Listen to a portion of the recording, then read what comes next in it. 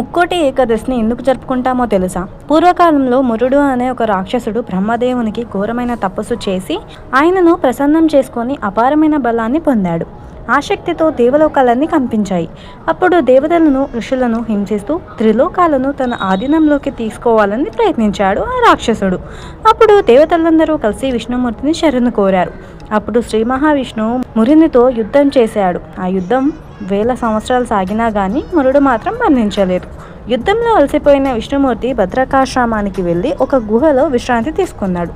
అదే సమయంలో మురుడు ఆయనను హత్య చేయాలి అనే ఉద్దేశంతో ఆ గుహలోకి ప్రవేశించాడు. అప్పుడే విష్ణుమూర్తి దేహం నుండి ఒక అపూర్వమైన దేవత వెలిసింది. ఆవిడ తన అపూర్వ కాంతితో మురుడిని సంహరించింది.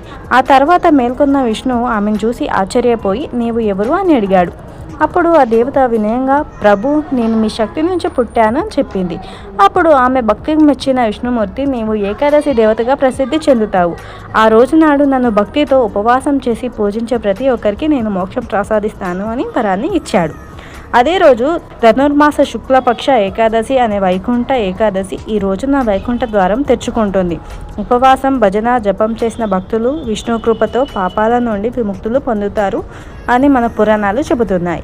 ఈ విషయాన్ని మొదటిసారి వినియోండి. ఈ స్టోరీ ఇంట్రెస్టింగ్గా అనిపించిందంటే ఈ వీడియోని లైక్ చేసి మన ఛానల్ని సబ్స్క్రైబ్ చేసుకోండి. అలాగే మీకు విష్ణుదేవుడు అంటే ఇష్టం ఉంటే ఓం నమో భగవతే వాసుదేవాయ నమః అని కామెంట్ చేసేయండి.